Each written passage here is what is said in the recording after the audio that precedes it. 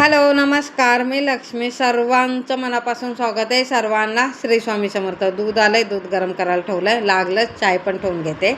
तर मी गॅस साफ केला, तर आंघोळ वगैरे करून झालं की मी अग्नीला ना तूप अर्पण करते. तर रद्दी पेपर घेते थोडंसं आणि त्याच्यात तूप लावते आणि मग दूध चाय वगैरे काय असेल ते गरम करते.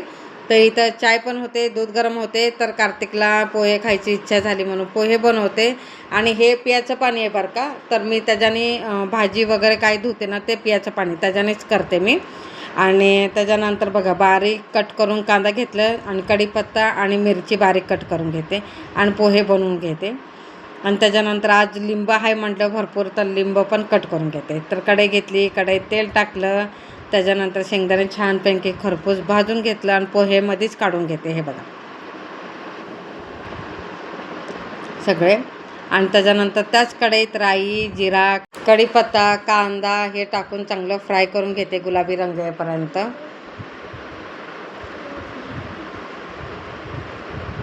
हे बघा चांगलं भाजून घेते.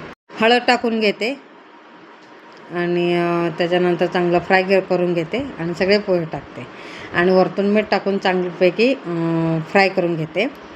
तर मला असे पोहे आवडते. तुम्हाला मी आता आज दाखवते रिअलमध्ये मला पोहे कसे आवडतात. आवडीने खाईल म्हटलं तर असं खाईल मी.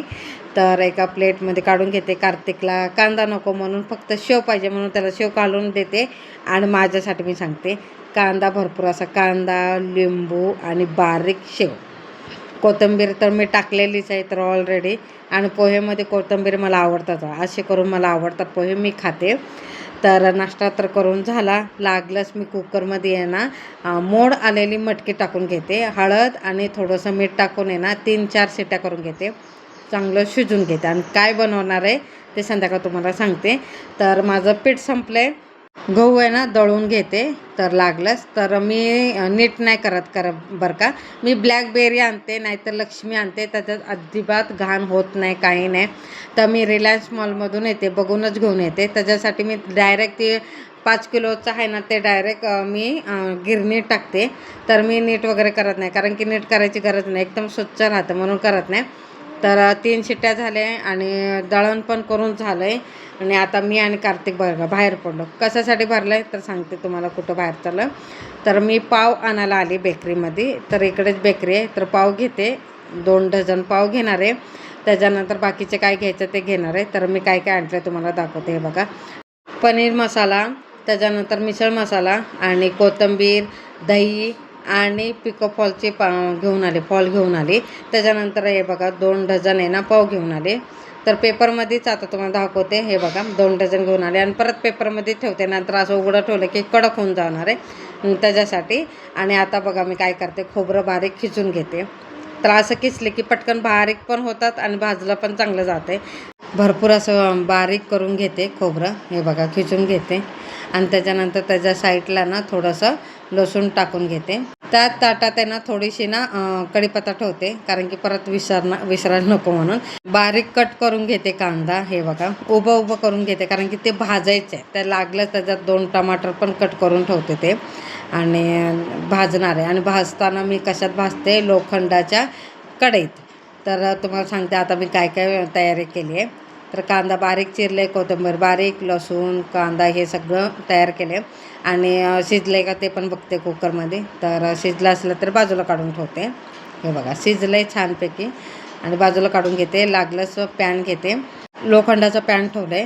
तर ह्याच्यातच मी काय भाजायचं असलं ना मी ह्याच्यातच भाजते, कारण की ते भाजण्यासाठीच मी घेतलं ते सगळं. आणि काय मसाला वगैरे भाजायचाच घेतलं आहे. खोबरं चांगलं भाजून घेतलं. लागलंच आलं आणि लसूण, कांदा आणि टमाटर भाजून घेते चांगलं.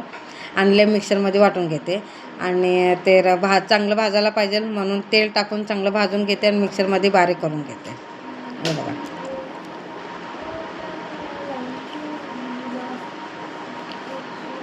मिक्सरमध्ये बारीक करून घेते.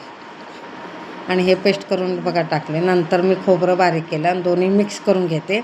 लागलंच कढई ठेवते. कढईमध्ये भरपूर असं तेल टाकते. राई, जिरा, कढीपत्ता टाकून घेते. आणि त्याच्यानंतर त्याच्यात आहे ना हिंग टाकलं थोडंसं. आणि जो मसाला वाटला आहे ना मिसळ पावचा तो टाकून घेते. सगळा आणि एकजीव करून घेते आणि तेल सुटेपर्यंत भाजते बरं का.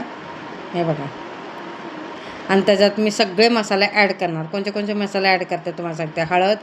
हळद आहे ना शिजवताना टाकलं म्हणून थोडंसं कमी टाकणार आहे.